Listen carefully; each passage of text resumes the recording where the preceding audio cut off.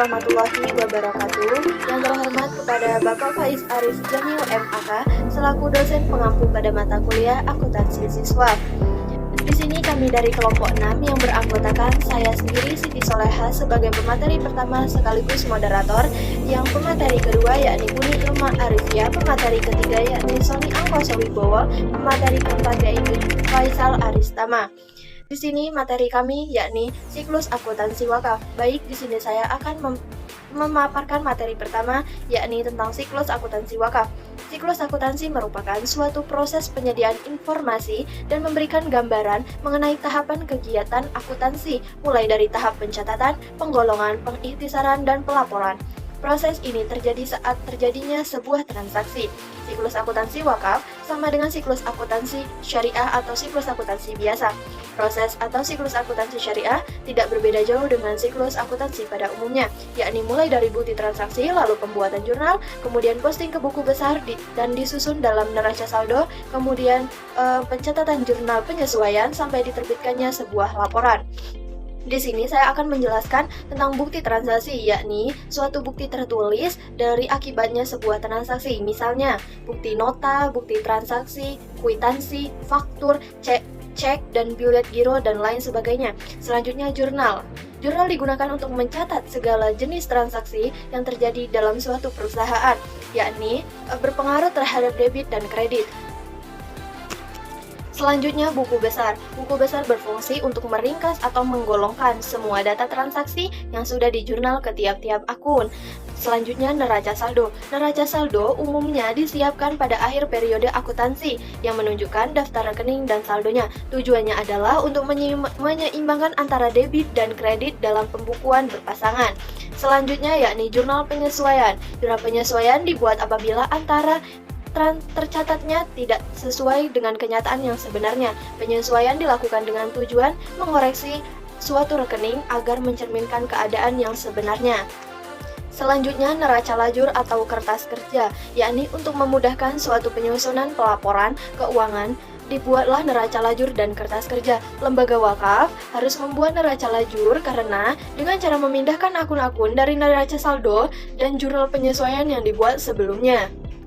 Selanjutnya, laporan keuangan. Berdasarkan standar akuntansi keuangan syariah dalam PSAK 101, penyajian laporan keuangan syariah, entitas wakaf memiliki 5 laporan keuangan yang formatnya sudah dicerminkan dalam bab sebelumnya, yaitu laporan posisi keuangan, laporan rincian aset wakaf, laporan aktivitas, laporan arus kas, dan catatan atas laporan keuangan.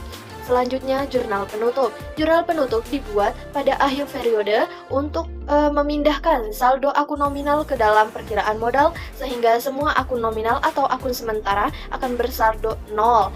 Maka yang tersisa adalah akun real atau akun tetap. Terima kasih. Transaksi wakaf. Yang pertama adalah transaksi wakaf sosial. Pada tanggal 6 Januari 2020, Lembaga Wakaf Amal Bakti melakukan konversi dana yang diterima untuk aset wakaf sosial sebesar 3 juta rupiah. Yang kedua adalah transaksi wakaf produktif. Untuk akuntansi pemberdayaan aset wakaf produktif ini dapat dilakukan dengan kerjasama berbentuk kemitraan dengan lembaga keuangan syariah. Berikut adalah ilustrasi transaksi pemberdayaan aset wakaf produktif. Yang pertama, transaksi pemberdayaan aset wakaf produktif dengan akad salam. Yayasan Kita Bisa mendapat amanah untuk mengelola tanah wakaf berupa perkebunan seluas 4 hektar. Mudah untuk menampung hasil perkebunan tersebut dibangun dengan dana infak atau sedekah dari para jamaah yang ada di lingkungan masjid tersebut. Yang kedua, transaksi pemberdayaan aset wakaf produktif dengan akad ijarah. Yayasan Pondok Kasih melakukan pemberdayaan aset tanah wakaf produktif dengan membangun pertokoan atau ruko yang letaknya cukup strategis dekat jalan raya. Ruko tersebut disewakan kepada para pengusaha seperti pengusaha rumah makan, pakaian muslim, jajanan khas, dan lain sebagainya. Selanjutnya, tahapan siklus akuntansi. Yang pertama, pencatatan. Setiap transaksi yang terjadi akan dicatat secara kronologis dan sistematis dalam periode tertentu di dalam sebuah jurnal. Nah, jurnal ini adalah suatu buku di mana transaksi-transaksi yang terjadi akan dicatat secara kronologis sebelum dimasukkan ke dalam buku besar.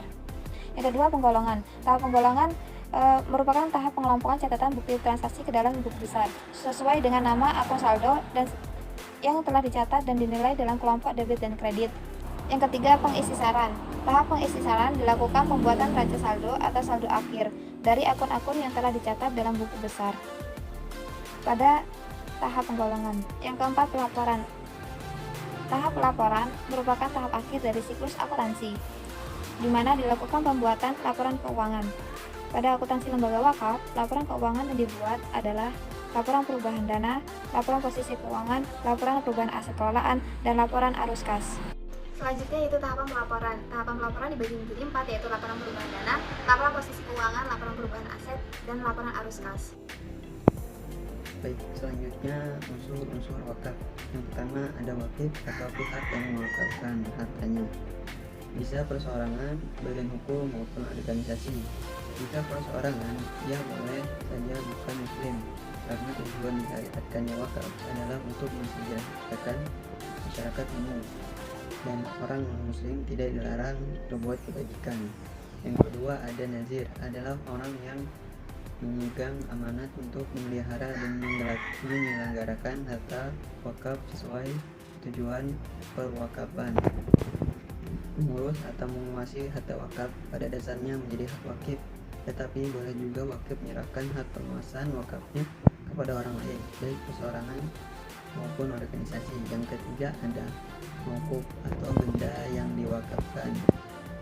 Syarat yang berkaitan dengan harta diwakafkan ialah harta yang bernilai milik wakif dan tahan lama untuk digunakan.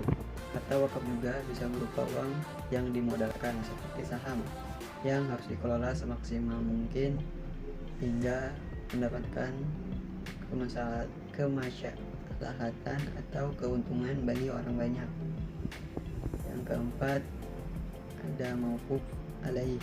Tujuan wakaf harus sejalan dengan nilai-nilai ibadah, sebab wakaf merupakan salah satu amalan zakat.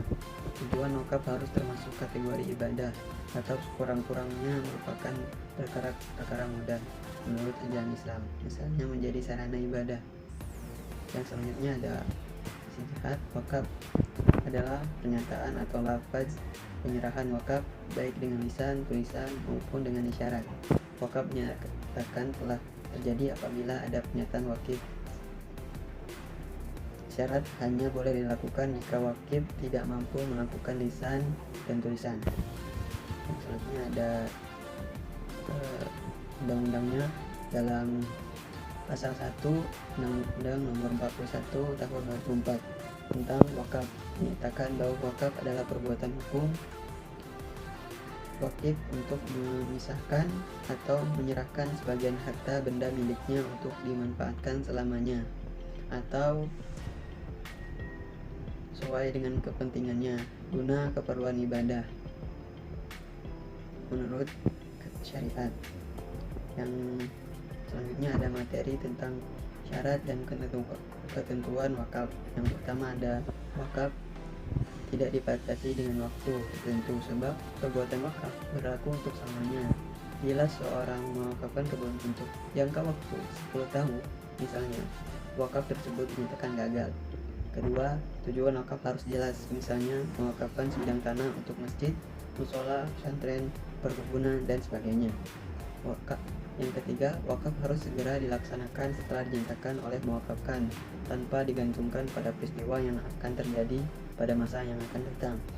Keempat, wakaf merupakan perkara yang wajib dilaksanakan tanpa adanya hak kirar atau membatalkan atau melangsungkan wakaf yang telah dinyatakan, sebab kenyataan wakaf berlaku seketika dan untuk selamanya. Selanjutnya, objek wakaf dibagi menjadi beberapa, yaitu uang. Wakaf benda bergerak berupa uang diatur secara khusus di dalam Undang-Undang Nomor 41 Tahun 2004. Selanjutnya, saham. Wakaf benda bergerak berupa saham diatur secara khusus dalam Undang-Undang Nomor 41 Tahun 2004. Selanjutnya, tanah. Pasal 49 Ayat 3 Undang-Undang Nomor 5 Tahun 1960 tentang Peraturan Dasar Pokok-pokok Agraria menentukan bahwa perwakafan tanah milik dilindungi dan diatur dengan PP Nomor 28 Tahun 1977 tentang perwakafan tanah milik. Selanjutnya, pendayagunaan benda wakaf. Melihat fakta real bahwasanya wakaf dilandasi adanya peran pemerintah pada Undang-Undang Nomor 41 Tahun 2004 sebagai pembinaan dan pengembangan dibentuknya Badan Wakaf Indonesia atau bisa disebut BWI sebagai suatu badan independen yang memiliki tugas mengembangkan perwakafan nasional di Indonesia. Dengan badan otonom tersebut merupakan perwujudan menjalankan fungsi dan tujuan Undang-Undang Nomor 41 Tahun 2004 tentang wakaf. Pengelolaan dan pendayagunaan wakaf memiliki fungsi serta tujuan untuk mengembangkan pengelolaan wakaf secara produktif, tetapi tetap dijalankan sesuai prinsip syariat. Selain itu, dibangun juga kemitraan pada bidang-bidang yang bisa mengembangkan wakaf secara produktif. Dalam pengembangannya, wakaf juga dilakukan melalui investasi, penanaman modal, produksi, kemitraan, perdagangan, agrobisnis, pertambangan, perindustrian, pasar swalayan, pertokoan, sarana pendidikan, atau sarana kesehatan dan usaha-usaha yang tidak bertentangan dengan syariat. Yang terakhir, kesimpulan.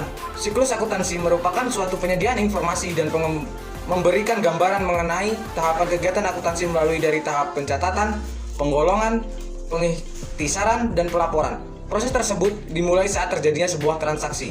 Siklus akuntansi wakaf sama dengan siklus akuntansi syariah. Proses atau siklus akuntansi syariah tidak berbeda dengan siklus akuntansi pada umumnya, yakni melalui dari bukti transaksi yang dibuat jurnal, kemudian posting di buku besar, disusun dalam neraca saldo, jurnal penyesuaian, sampai diterbitkan laporan keuangan. Dalam hal ini, terdapat tahapan pencatatan dalam siklus akuntansi, yakni tahapan pencatatan, tahapan penggolongan, tahapan pengikhtisaran, dan terakhir tahapan pelaporan. Terima kasih. Wassalamualaikum warahmatullahi wabarakatuh.